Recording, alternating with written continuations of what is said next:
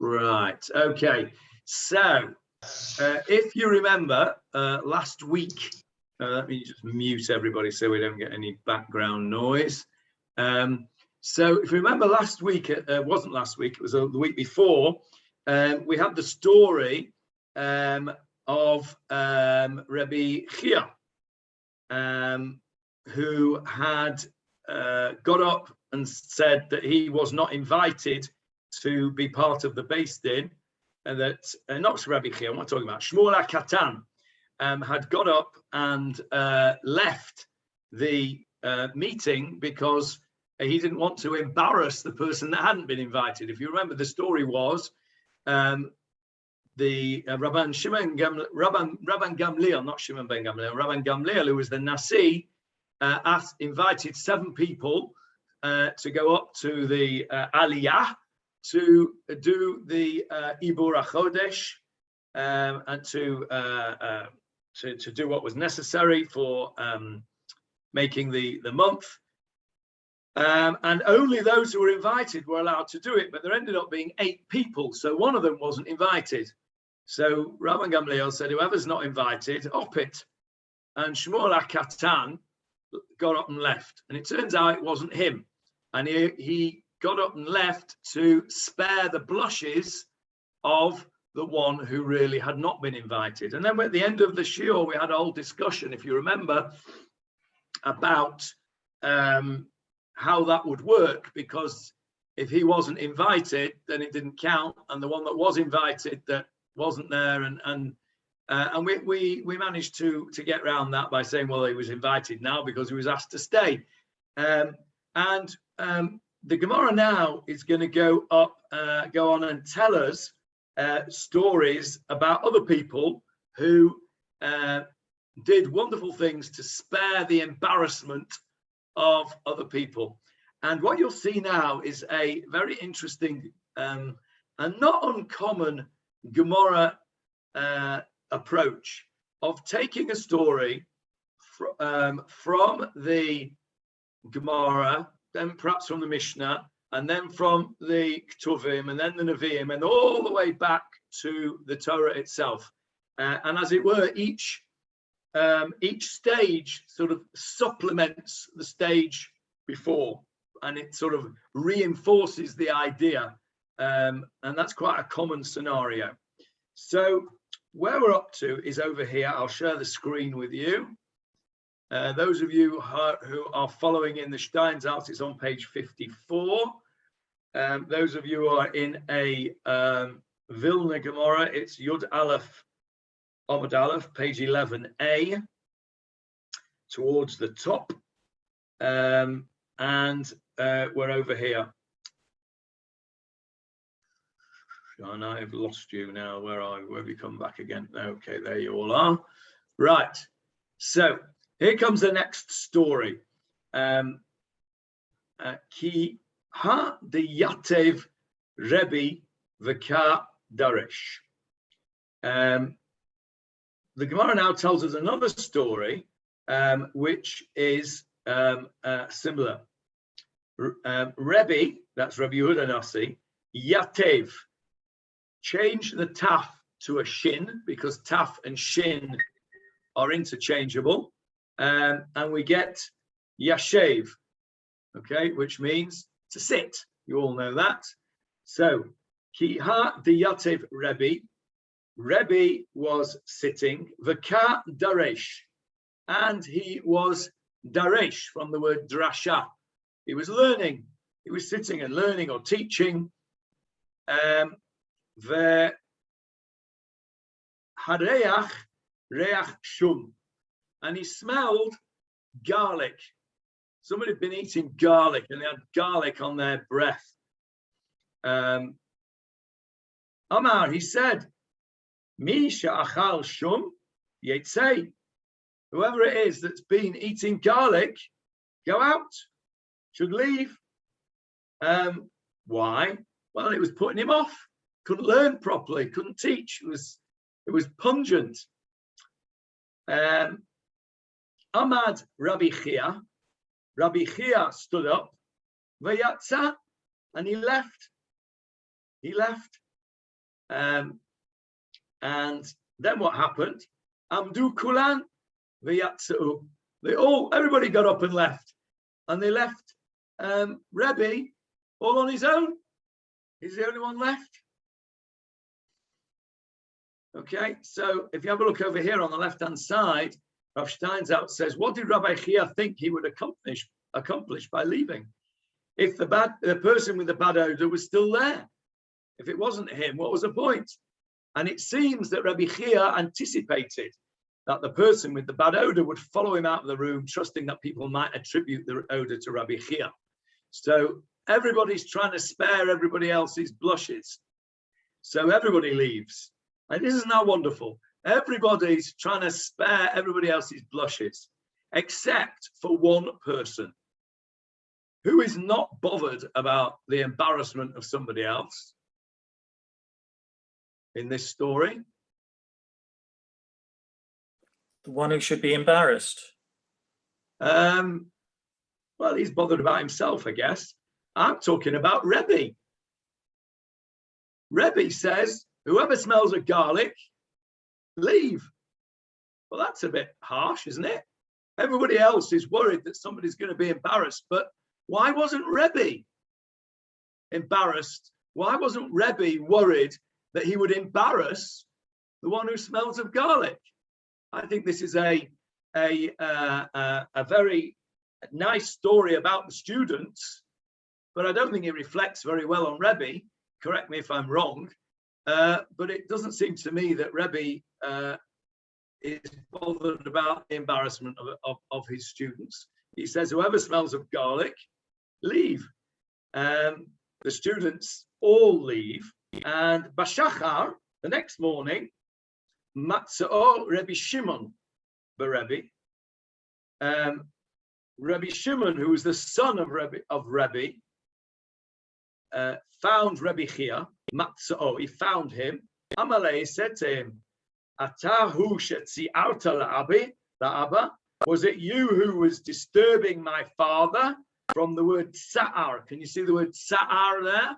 Sa'ar means pain. Yeah.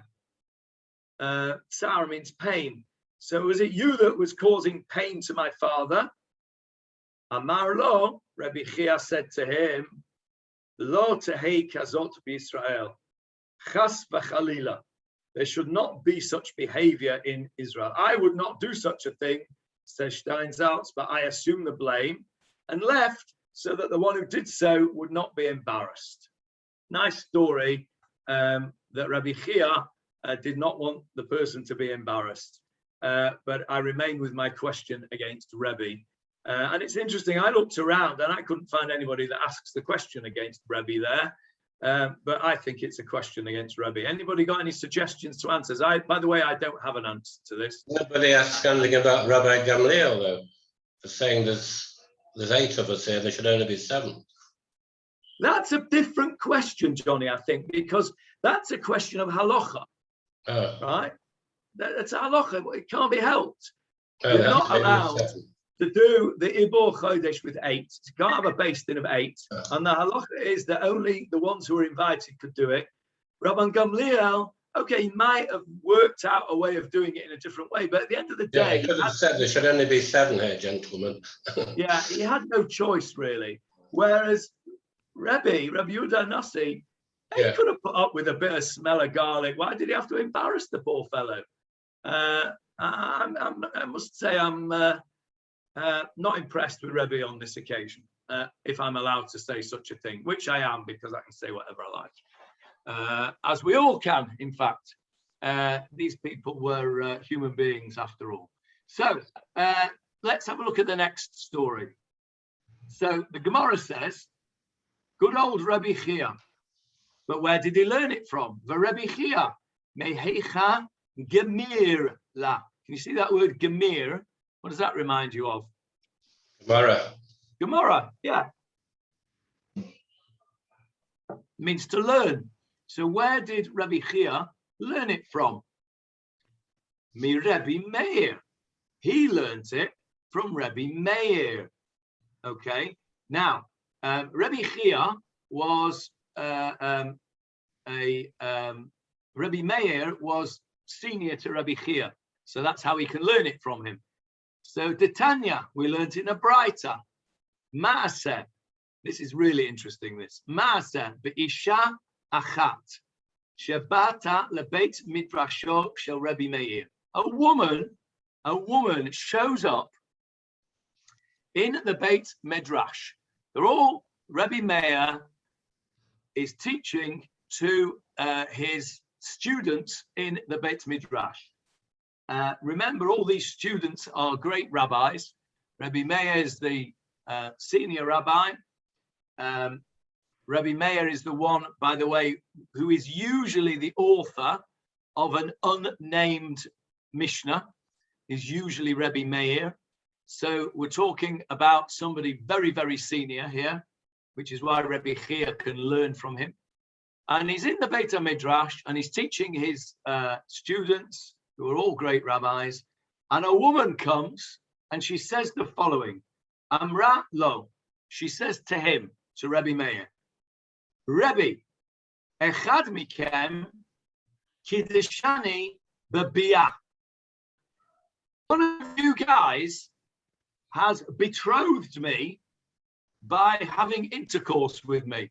In other words, one of you students here, I don't know which one it is. I don't know why she doesn't know which one it is, but anyway, she doesn't know which one, or at least she's not saying, one of you has had intercourse with me. Now, what's all this about? We have to understand how marriage worked at this time. There was something called kiddushin or erusin. Those two things are interchangeable, those two expressions. And nisuin. Nisuin is the marriage ceremony. Kiddushin or erusin is the betrothal ceremony. Now, we've talked about this in the past. What used to happen, and in fact still happens in some very, very few, but some Hasidic sects still do this, is that you have a betrothal ceremony, which then lasts for up to 12 months, that period of betrothal. And then the marriage is finished off, as it were, with the chuppah, with the nisuin, with the marriage ceremony. The first part of the process, the betrothal, is called erusin or kiddushin. Today, we don't do that, generally speaking. We do them both together. That's why you may have heard the expression chuppah v'kiddushin. Have you ever wondered why it says chuppah and kiddushin? Why is there two things? Well, there are two ceremonies going on. Today, we do the kiddushin, which is the betrothal, at the same time as the marriage. And the reason for that is exactly because of what happened here. Somebody who was betrothed, but not yet married, requires either the completion of the marriage ceremony or a get. So they're not yet married, they're betrothed, and if it's broken off for whatever reason, there needs to be a get, a proper get. It's not quite the same get as one who's had a full marriage ceremony, but a get is required, which is why today we don't do it, because sadly it happens that engagements are broken off. And that's why today we have a vault, which means a word. You give your word that you're going to do it, but we don't do the official erusin or kiddushin ceremony today. So that if an engagement is broken off today, a get is not required because the kiddushin or the erusin ceremony has not been done. But back in the day, they did do the erusin or kiddushin. It's the same word, the same thing.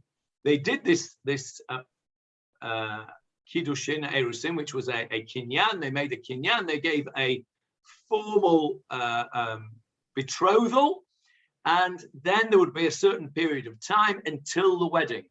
During that time, if it's broken off, they need a get. Now, how do you do this betrothal ceremony? Well, you can do it in various different ways. One of the ways you could do it is with a shtar, with a document. So like a ketubah is a shtar, a document. Or you can do it with kesef. You can do it with money or with something valuable, like a ring. Or you can do it with bi'ah, intercourse.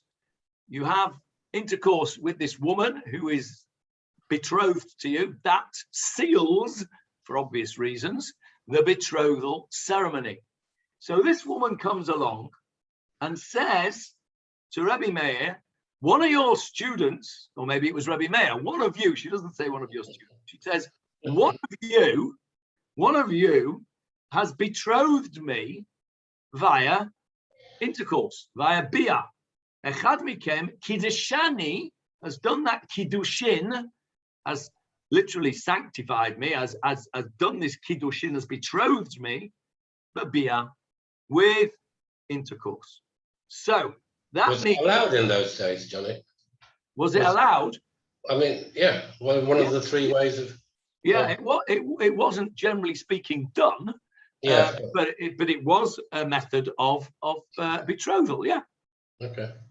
So nor was it well seen. Nor was it what, Leon?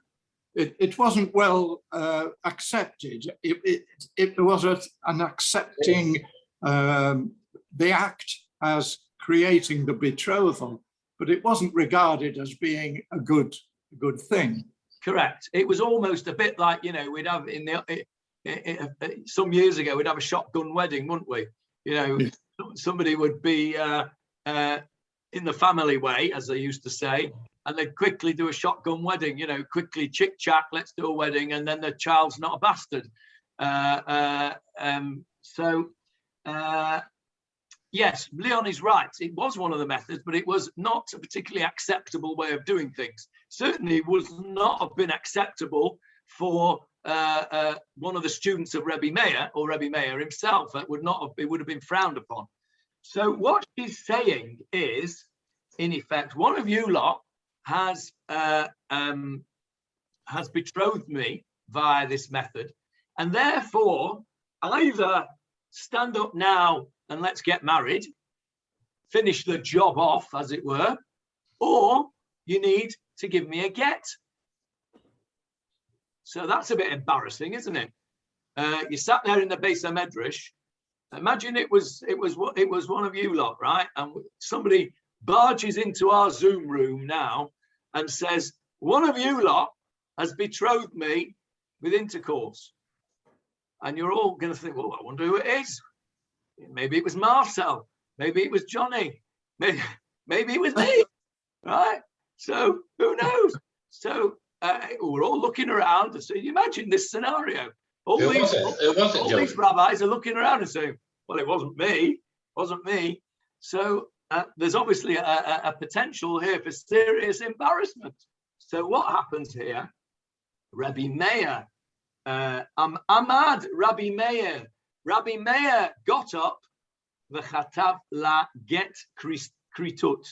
He wrote her out a get, a bill of divorce. Amdu katvu kulam v'natnu la. And everybody then followed suit. Everybody. She then got, however many students there were there, let's say there were 10 students, she then got 11 gittin. She got 11 gittin, 10 of which, of course, were worthless because she didn't need. But the one that she got that was relevant was a proper get. So that was a way of everybody sparing the blushes of whoever it was that was responsible for this act. And it was instigated by Rebbe Meir. So this Gemara is saying that Rebbe Chia, who was the one who didn't smell a garlic, but left to spare the blushes of the one who had eaten the garlic, learned that behavior from this story of Rebbe Meir, which no doubt was very famous by the time after. I mean, you imagine that's a pretty scandalous sort of story to occur. You can't imagine keeping that quiet. Rebbe Chia will have learned about it and will have learned the behavior, which is to spare the embarrassment of a colleague. And so what we learn from here is lots of things. First of all, how important it is to spare the blushes of your colleagues, your friends. And secondly, we learned how important it was to require, to get a get when you are not even yet married, but are betrothed. That's something that we can learn out from this particular story as well. Yes, Leon.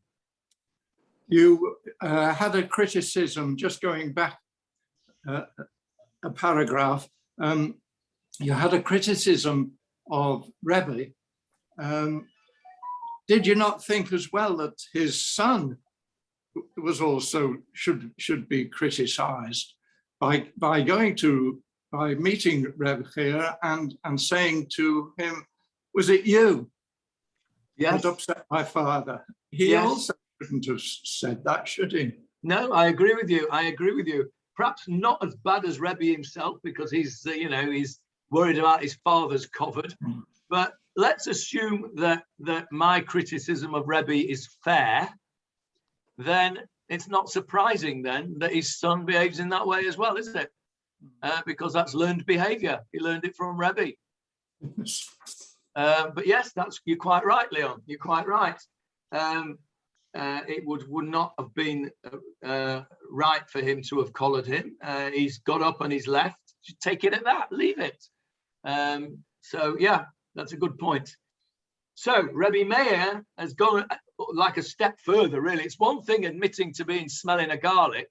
It's quite another admitting to having had intercourse with this unknown woman when she's betrothed. So Rebbe Meir gets full marks for saving the blushes of everybody here. So then we move on and we ask the question further. All right, good old Rebbe Meir.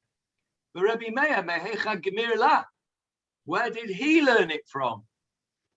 And this is where the connection to our previous Gemarah. Remember where we started in this whole tangential story? We started because we were talking about how many judges were required for intercalating months and years. And we started off saying it was 3, then we added 2 to make 5, and then we added 2 to make 7. That was a few weeks ago. And then we had the story of the 7 who were invited to the rooftop, and then there was 8, and Shmuel HaKatan was the one who got up to save the blushes. So, and that's where we've come from. Rebbe Meir learned it from our story, Mishmuel HaKatan. So Rebbe Meir... Intercalation to intercourse. Sorry? From intercalation to intercourse. Yes, we have a very broad range of activities in this show. Yes, absolutely. So then the question is, okay, where did Shmuel HaKatan learn it from?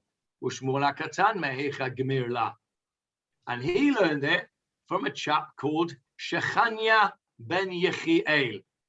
Okay, I don't expect you to have heard of Shechania ben Yechiel. I'd certainly never heard of him until I'd learned this Gemarah. But the reason for that is that I have never learned Ezra, the book of Ezra. So we need to have a look at see what Shechania ben Yechiel was all about. And in order to do that, we have to go to Ezra, the book of Ezra. We need to know the historical context of Ezra.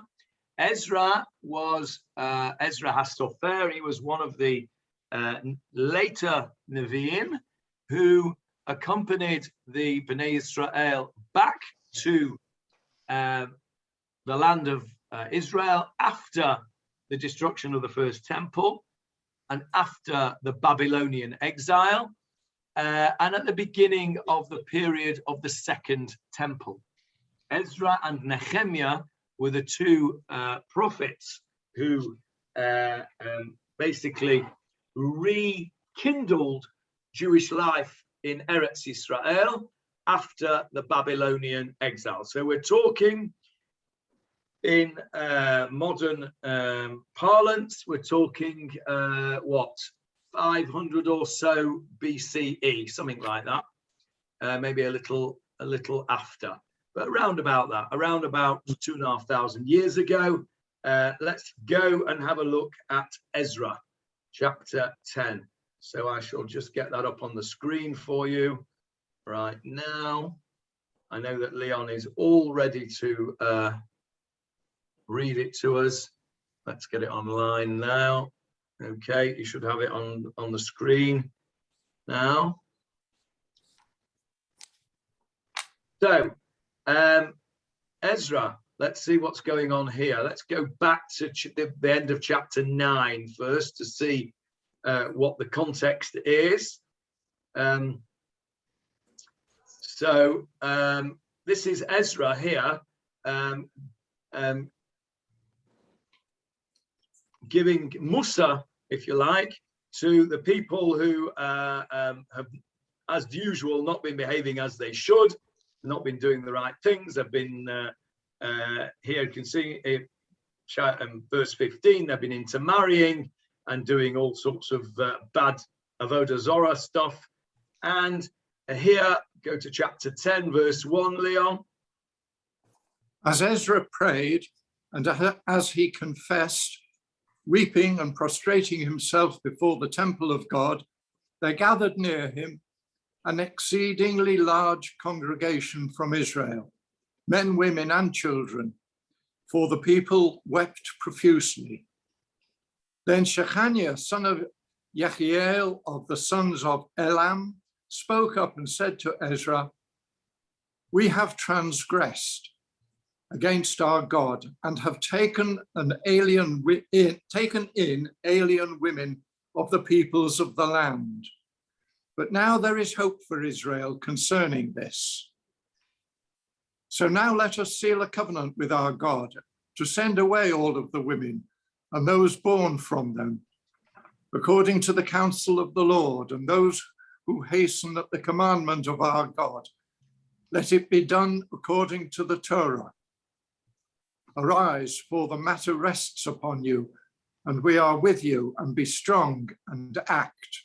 Right, so this is this guy, Shechaniah, who says over here in verse 2, we have betrayed our God, and we have taken in foreign wives. And I've stressed the word we, because Shechaniah includes himself in this confession. What was going on here was that the lots of people had intermarried. Turns out that Shechaniah himself had not intermarried. So this is in effect a false confession that he's made.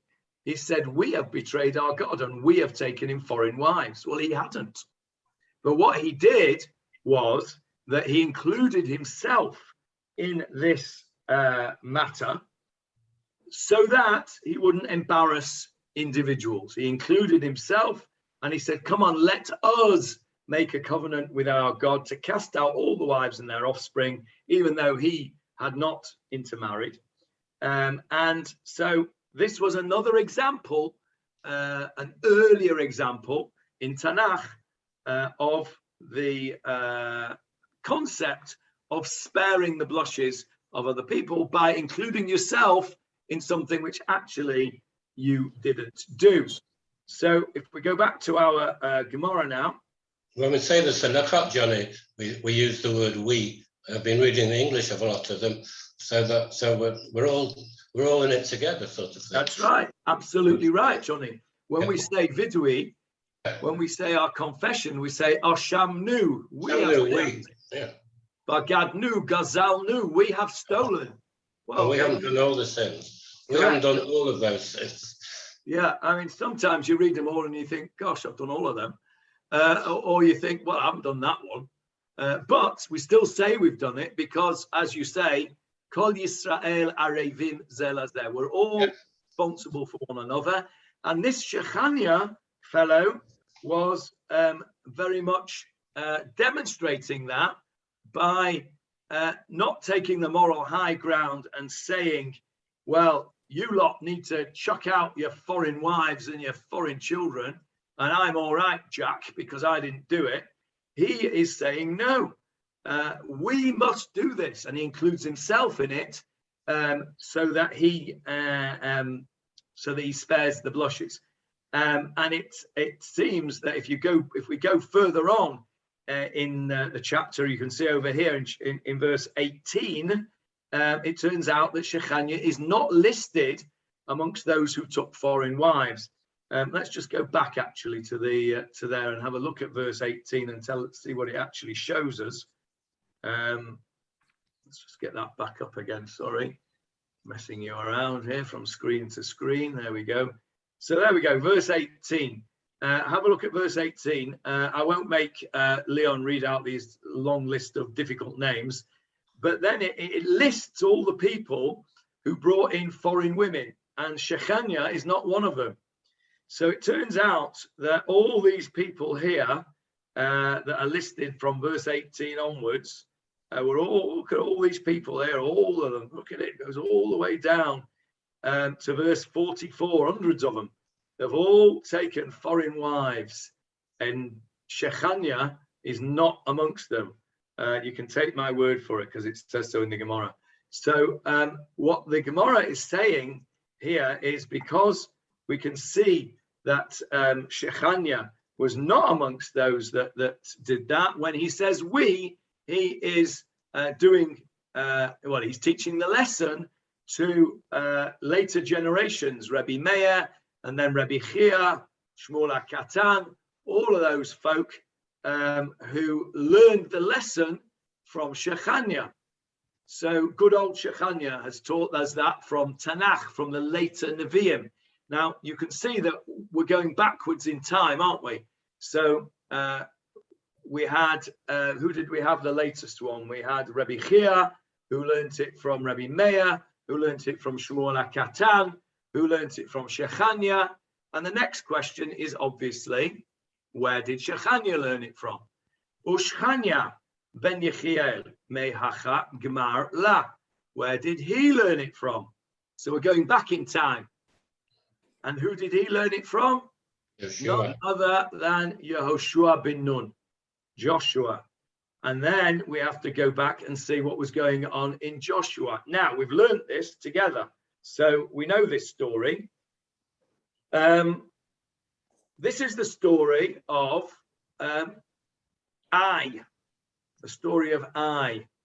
If you remember what happened in Yericho, there you go. Michael's got his Sefer Yoshua out for us, ready.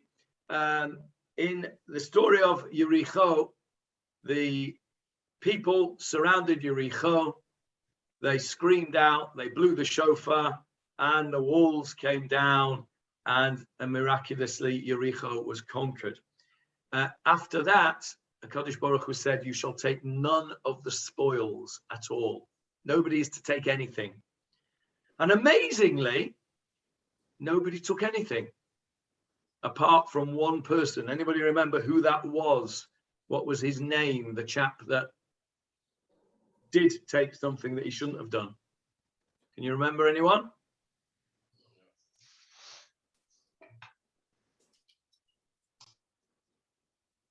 His name was Achan. Remember Achan?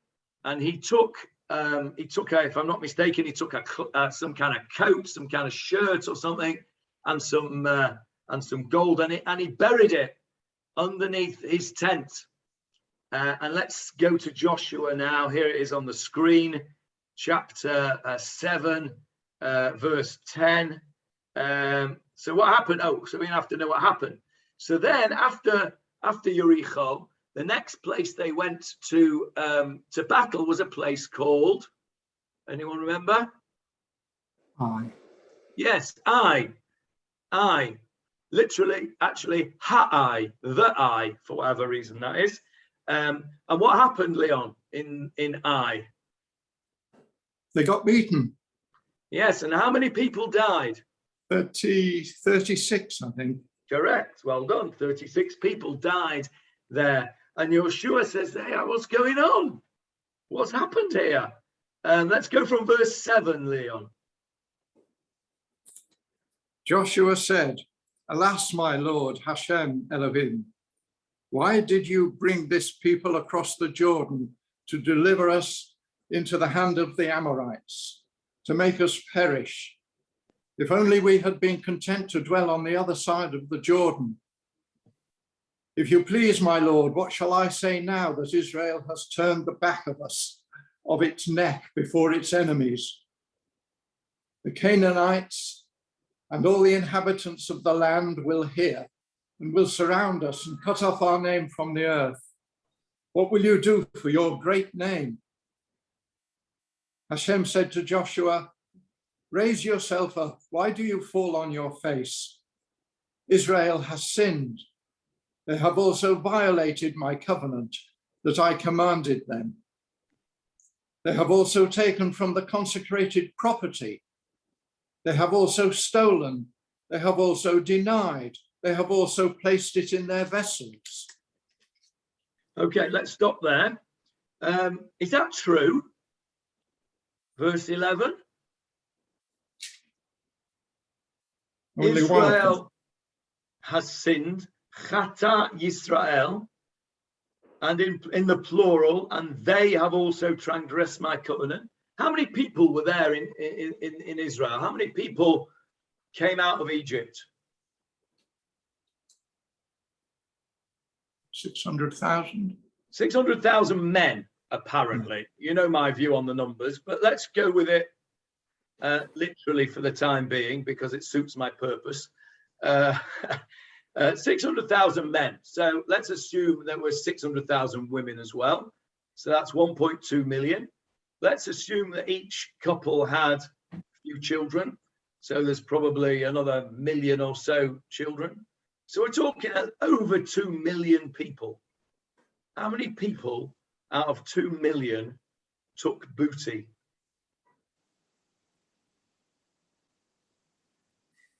From Jericho? Just How the many?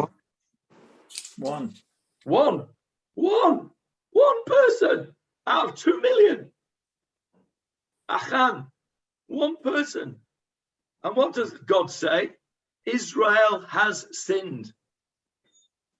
They have done this. They have done that. Now, Rashi says there that Hashem, as it were, accused the whole people in order to spare the blushes of Achan, in order to spare the embarrassment of Achan. And so that's where Shechaniah learned this behavior of including himself in the sin of taking foreign wives. He learned it from Sefer Yoshua, and he learned it from what Hashem said, Israel has sinned. What's the problem with this? Where does our logic fall down in this story?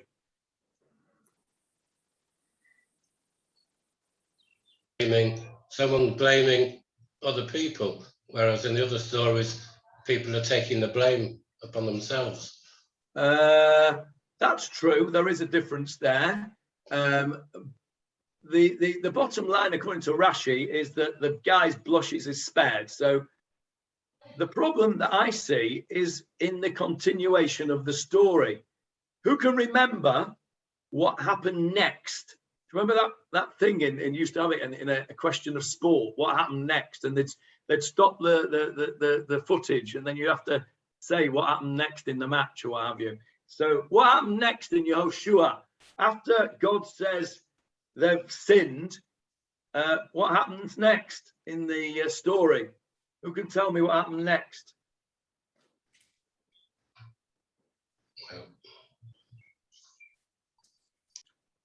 David, come on, tell us what happened next in the story. like a lottery to determine which tribe the perpetrator came from, and it fell on him, and they burnt his house down, and I think he got stoned as well. Yeah, so what happens was, in detail, that's right, what happened in detail was everybody was lined up, and there's a sort of, it's almost like HaKadosh Baruch Hu shows which tribe this fellow came from. So all the other tribes then, you know, scootle off, well, it wasn't me. Then within the tribe, it shows which tribal group, which part of the tribe it came from. And then the rest of the tribe all disappear and they're left there. And then it's which family they came from. And then everybody else goes away. And finally, Achan is revealed as the one who did wrong. So the whole thing, in my mind, falls apart. You can't turn round, in my humble opinion, as Rashi says, and says that Hashem says Israel has sinned to spare the blushes of Achan, and then in the most public manner possible, show the whole of the Bnei Israel that it was Achan that did it, and then make an example of him. It doesn't work. To me, that's the complete opposite. So I don't know about anybody else. I don't think this follows. I don't think that this Rashi doesn't stand up to scrutiny. I understand that the Gemarah is taking it at this point, at verse 11, where HaKadosh Baruch Hu is at this point saying Israel has sinned.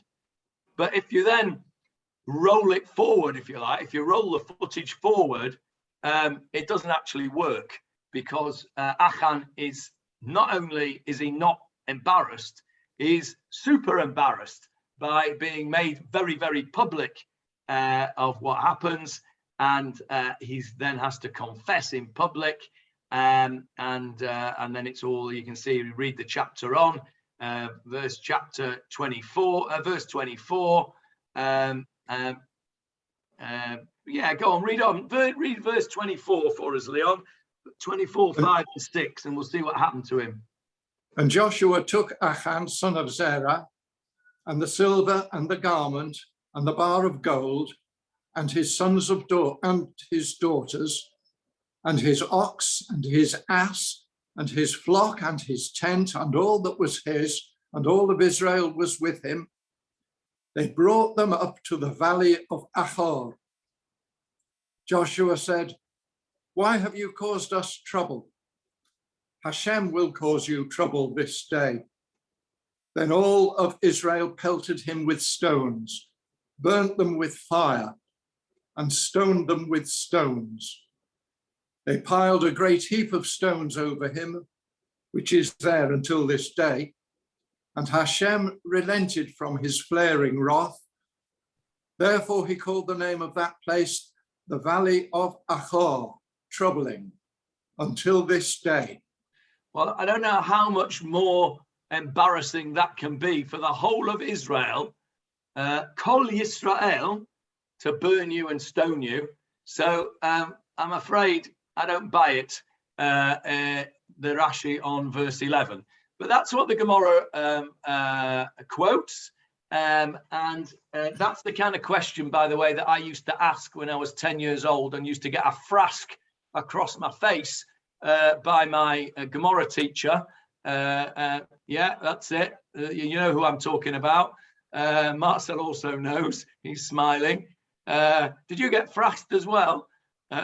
I got a frask for asking those kind of questions. And I'll be honest, it put me off, and I never learned Gemarah after that. Once I left there, I didn't open another Gemarah for about 7 or 8 years.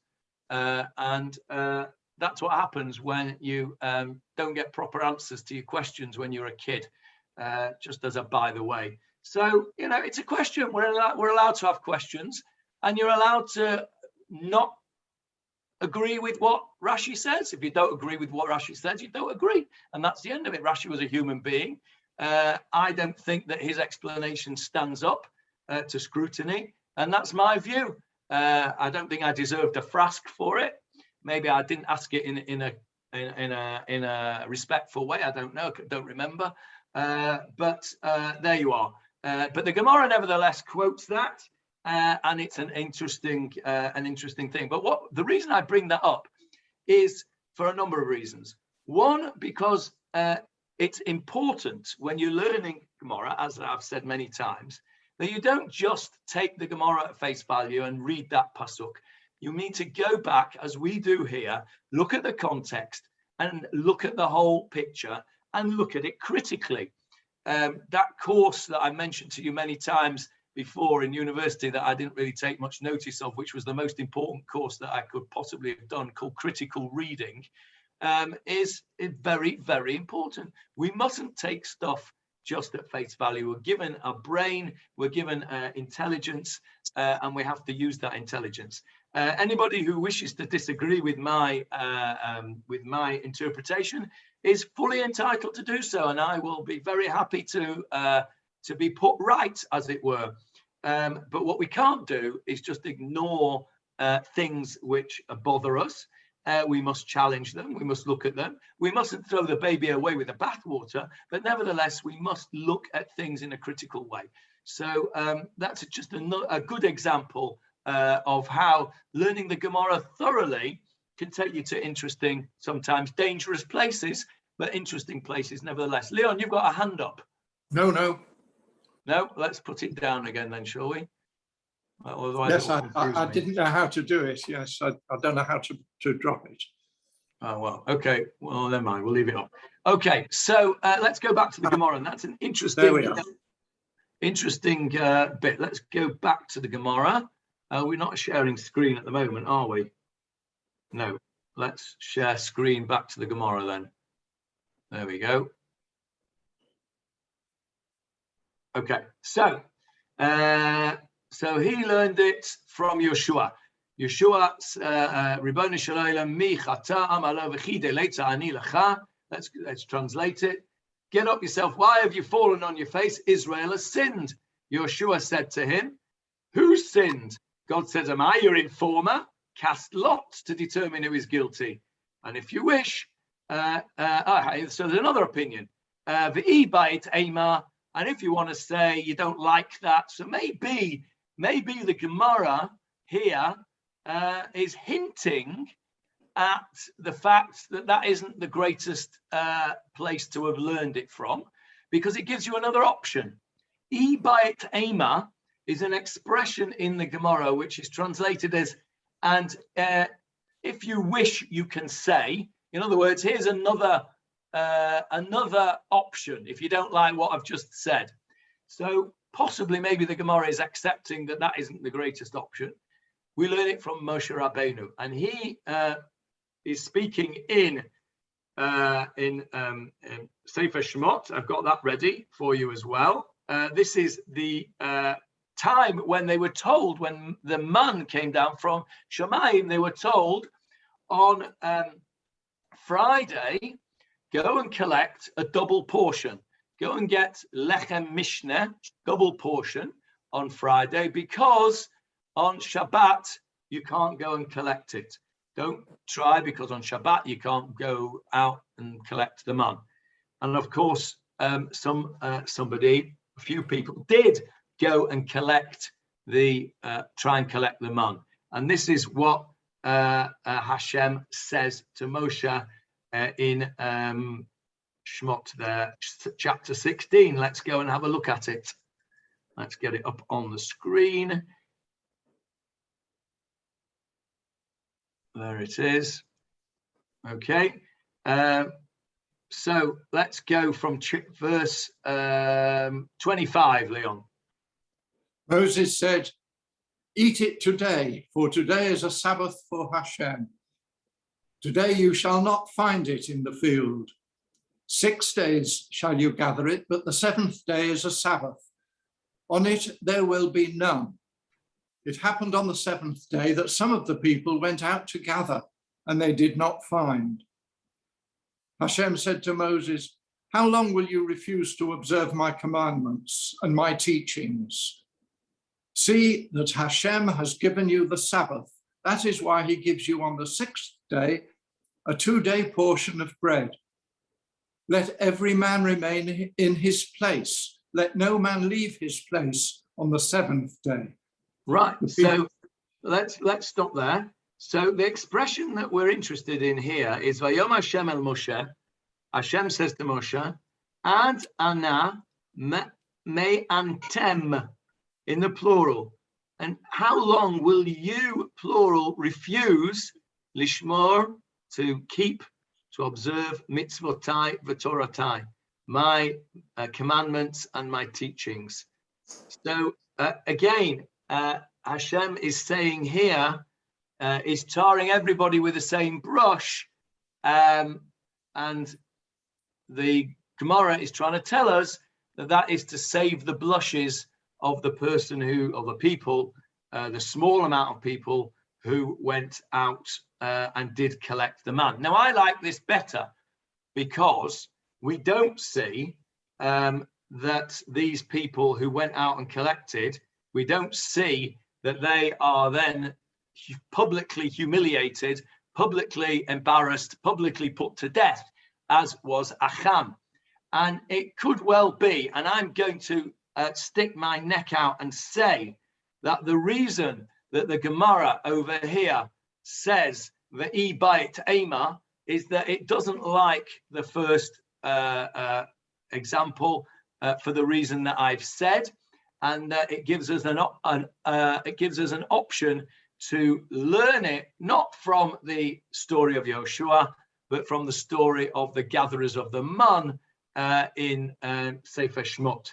So that's I think, well, that's what I'm going to say anyway. I don't know whether that's true, whether that e-bait amai is there for that reason, but either way, I can hang my logic, if you like, on that, and I don't have to get involved in the Yoshua story, which I don't think holds together. The manna thing, though, that is more, isn't that more collective responsibility rather than saving somebody's blushes? Well, I suppose you can learn both from it, can't you? It's collective responsibility, like we said before, Kol Yisrael Ha'arevim Zeh Lazeh, and you could learn that from the Achan story as well. 36 people lost their lives because of Achan. So, you know, why did they lose their lives? You know, the only way you can say it is collective responsibility. How is that fair?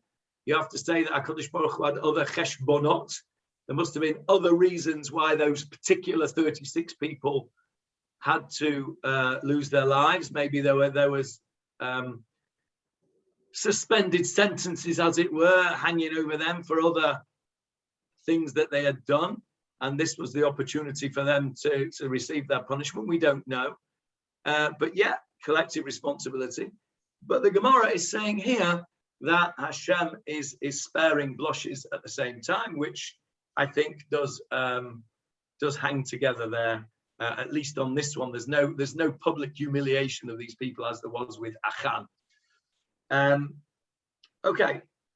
Let's stop there because we've come to our little symbol which tells us that's a good place to stop.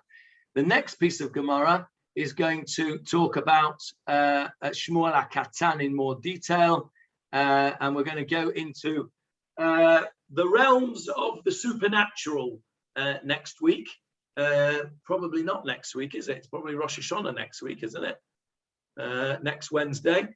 And the week after that is Erev Yom Kippur, so we probably won't be doing it then. And the week after that will be Sukkot. And so the next one will probably, the next Gemarah Shir will probably be Isru Chag.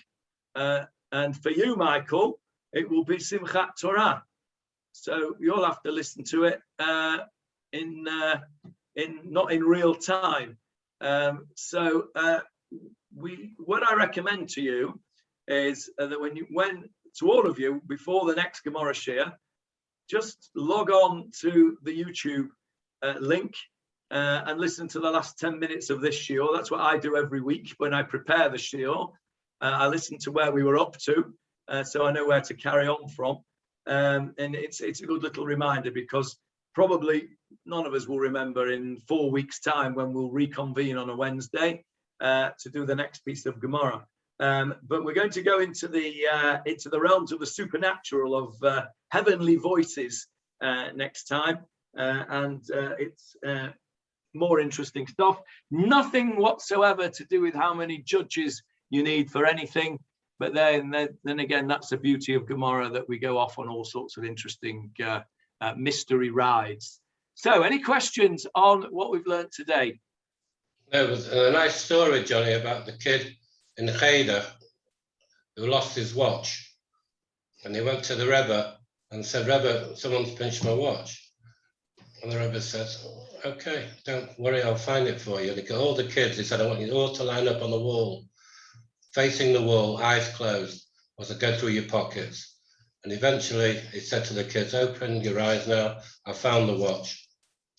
He gave the kid the watch back. And after the lesson, the kid went back to the Rebbe and said, Rebbe, who was it? And the Rebbe said, I don't know. I had my eyes closed as well. Whoa, that's a great story. Yes, that's a great story. Well, that's where the Rebbe learnt it from this Gemarah, Johnny, I'm sure. Yeah, it's a nice great story. I also read a similar story about that fellow that tells it on YouTube. I've forgotten his name, American. Probably Rabbi Pesach Crone. It sounds like one of his. Yeah, it could be one of his. Yeah. Yeah, it sounds like it might be one of his. I think it was about the old Rosh Hashiva of Gateshead. I think it was. I could be wrong, but it was. If it wasn't him, it was somebody like him, who was in the Beis Medrash or in the library or something, and there was some kid who was misbehaving outside the door or inside the door, and he was outside the door. And it was a similar story. He said on the other side of the door, I'm going to close my eyes and I'm going to open the door, and whoever you are, stop doing what you're doing and go back into the Beis Medrash. I don't want to know who you are. I just want you to stop doing it. And in the same idea, he closed his eyes as the naughty boy disappeared. That's a great story that you told there. Maybe I'll try and incorporate that story into either a shiur or a drosha over Yontif. Thank you for that, Johnny. Okay. You're not doing second day Sukkot for the Israelis? Yes, I suppose we could, couldn't we? Yes, would a second day Sukkot will be Wednesday, because Tuesday's first day Sukkot, Wednesday right, second. so it'll be Chol Hamoed, won't it? Yeah. Yes, well, assuming that my wife doesn't have any other plans for me, then yes, you're right. We will do that. You'll have 2 shiurim to catch up on, Michael. Johnny. Yes, Leon. Going back to the manna and picking it off the ground on a Friday, a double portion. I noticed that in the footnote about this in the Gemarah, that the names of the 2 people who did that, who went and picked an extra portion for the Shabbos, their names are given. Is it shown somewhere in the Torah who they? No, of course not. The names that are given, I assume, are Datan and Aviram. Yes, yeah. They were the arch naughty boys. They are the ones that always cop for the blame whenever there was something going on. They're the ones that the Midrash say were the 2 men fighting when Moshe saw when Moshe was had to run away after he'd killed the Egyptian, and the 2 Jews were fighting. That was Datan and Aviram. They were the ones who were involved with Korach. There, within Korach, they are mentioned by name. But wherever there are 2 people causing trouble, Datan and Aviram are given the blame. It's a midrash. There's no psukim that tell us that these 2 people were Datan and Aviram. It's a technique that the midrash does, which again, we've spoken about this. There's cops and robbers in midrashic Judaism. There's goodies and baddies. The baddies are thoroughly bad, and the goodies are thoroughly good. And Datan and Aviram are always the villains of the piece. So it's a midrash that tells us that it's not mentioned in the pasuk. And interestingly, that midrash is picked up by Cecil B. DeMille. Yes. If you look in the Ten Commandments there, Cecil B. DeMille knew his midrash. Yeah, that's right. Wasn't it Edward G. Robinson? Edward G. Robinson was Datan. Yeah, I don't know who Aviram was, but Edward G. Robinson was definitely Datan. You're quite right, David. The very famous film. Cecil B. DeMille probably did more for midrash than any other individual in history. Edward G. Robinson was Jewish. I think he was a Romanian Jew. He was a Romanisha. I don't know if he was Jewish. He was definitely a Romanisha. Yeah. Probably was a Jew. Yeah. I remember my father was always very, very fond of him because he was a lanceman. Exactly. Yeah. Very good. Okay. Any other comments before we go? Okay. In that case, we'll see you on Sunday, maybe. Sunday will be part 2 of the Teshuvah series.